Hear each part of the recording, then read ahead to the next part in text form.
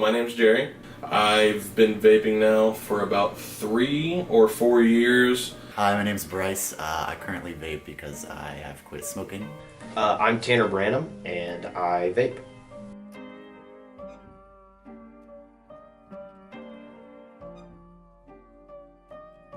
Yeah, so one of the big things that drew me to vaping was definitely like the hopeful health benefits of it in comparison to smoking.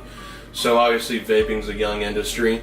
There's issues with the FDA, all kinds of things going on right now because it's so new. But yeah, what drew it to me is hopefully the better health benefits. And as far as short term goes, is it does feel better than smoking. Long term, we'll see if it actually is or not. I picked up smoking probably consistently, probably when I was 14, as bad as that sounds. I picked up vaping at 18, which at the point was actually legal. I started vaping because one of my good friends' stepfathers had owned a vape shop, so he had access to vapes, was into the tech stuff, and of course, he doesn't want to be a cloud machine. I honestly started vaping when I was 18, and I didn't feel like smoking cigarettes, but I had sort of an innate urge to smoke. I think it's something that some people are just more prone to doing at some point. And I initially did do it because I thought it looked cool, but it was a much healthier alternative to traditional tobacco. So some people like vaping because they like to do cloud tricks and stuff like that. I am not really into the cloud trick stuff. I'm not saying I'll do it when I'm bored or something, but like I said, I vape to stop the habit of smoking. So my thing is I like flavor. One of the names for it's a flavor chaser. You have cloud chasers. I'm more of a flavor chaser because I want it to taste good. I want it to be soft when I inhale, and just have a nice, good, smooth experience versus worrying about getting like this giant, oversized cloud. So again, that's kind of to each his own thing. As far as the social aspect, it's a lot easier to smoke a cigarette. It's like, hey man, you want to vape? And it's like, sure, there's people that do that, but I mean, it's like, hey, I need a cigarette. People are like, oh yeah, and there's like a community of people, and I can only assume that's going to grow large and large. It's like, oh, I got vape juice, oh, I have cigarettes, kind of thing. So overall, as far as moving forward, I'd probably stick with vaping overall. Not only for the health aspects, it's just something I would rather do. Tastes better.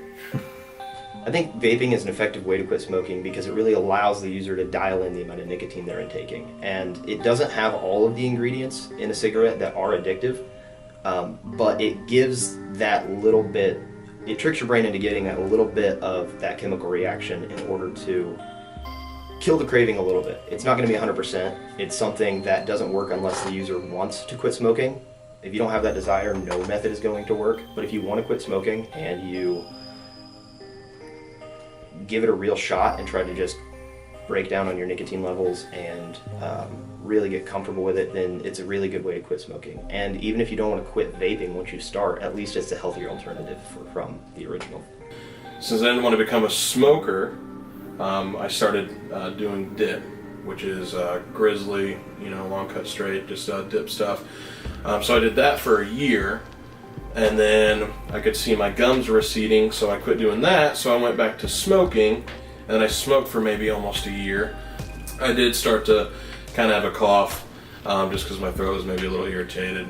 Well, it's hard to say exactly what makes it healthier other than the fact that it has no tar, because you're not burning plant product, and that's what creates tar in the lungs that people experience when they smoke traditional tobacco products. There's no carcinogens. So cost of vaping. This is a really, in my opinion, a complex category. So you have people who are into cigalikes, which are really small vaporizers. These ones use minimal amounts of juice. They don't have giant cloud hits. It's all really small and stuff. A $20 bottle of vape juice can last you a week or two, probably even longer than that. But then you have people who get into vaping as a hobby, and that's where you're buying $100 mods and $40 tanks, mods that use 3 batteries, and the batteries are almost $10 a pop. So it's really going to be as expensive or inexpensive as you need it to be. As far as day-to-day buying cigarettes versus buying vape juice, Cigarettes, like $5 a pop, depending on the state. You can get like $4 cigarettes, you can get $8 cigarettes. I mean, there's a variance and how much you smoke. You can spend $5 a day every day, 7 days a week, $40 a week just to spend on cigarettes. Or you can buy a big bottle for $20. Might not be the best flavor, but then you can also buy something 2 times a week and spend $40 as well. So I mean, you can vape smart and save money, or your consistency, it's like your brand loyalty. Just like I smoke Marlboro Reds, it's like you consistently get those, but they're a little bit more expensive, but they're still that cheaper alternative. The long run, the juice I buy and I can order online, I've probably saved more money than buying cigarettes consistently. As far as FDA regulations go, I hate them. I don't hate the FDA, I hate how they're handling vaping. Well, President Trump's goal is to roll back several government regulations, and if one California congressman has his way, those regulations will include FDA regulations pertaining to vaping. It has less chemicals in it than aerosol we spray in our houses and bathrooms every day. It's considered by the Royal College of Physicians, who is basically the FDA of Europe, to be at least 95% safer than traditional tobacco in short-term tests. And as long-term tests are coming out, another organization just said it's at least 97% safer than traditional tobacco. The only real risk is that we're still inhaling things other than oxygen, which our lungs were not designed to do, which is obviously not ideal, but it's better than tar and the carcinogens you get from cigarettes. Overall, is it being a healthier alternative as far as the ingredients and how the FDA should be concerned? As far as the 3 main ingredients that are in it, they've been in foods for years. We've been ingesting them. Adding heat and vaporizing them, I don't think that's going to make a huge contribution, as in comparison to what's in cigarettes, and those are still legal. I don't know why they're trying to crack down so hard on it. In the long run, even if they put studies out and they're like, oh, it makes your lungs suck. It's like, at what cost? Compared to cigarettes, it's like, oh, it doesn't have carcinogens, but it's still nicotine, and it's still going to damage your lungs over time. I still think in the long run that's going to be positive. There was metal for build stuff, but that has nothing to do with what vapes are. That's just bad company.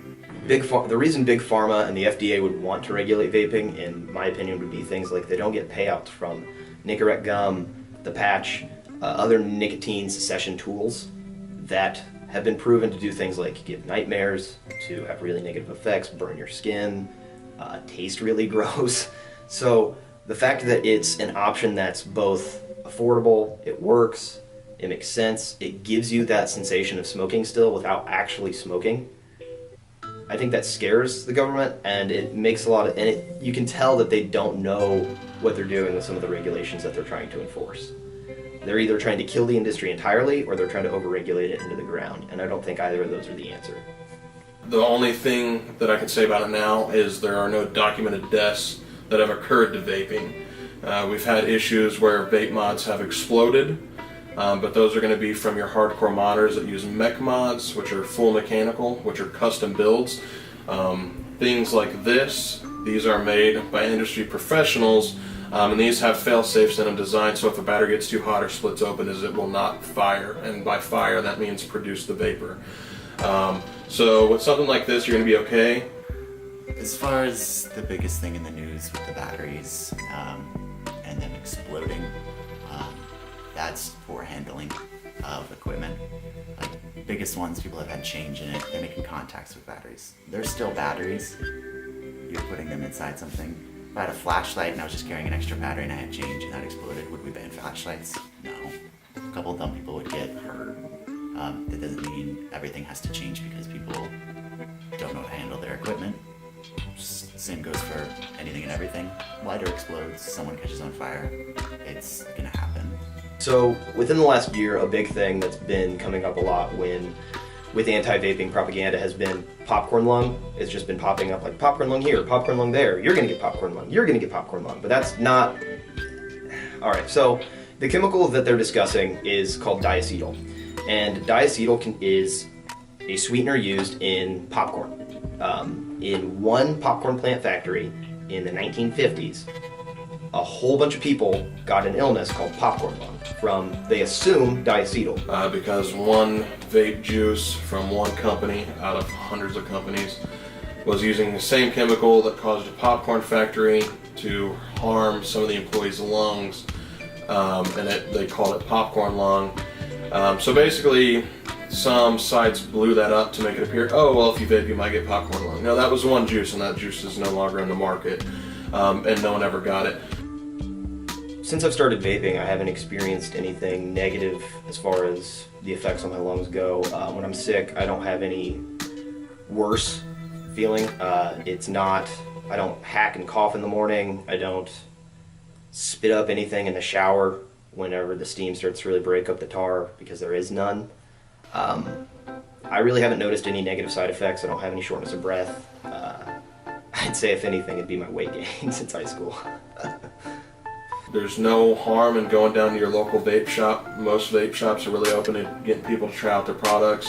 See if you can find a flavor you like, see if you can find a mod you like. You know, they'll work with you.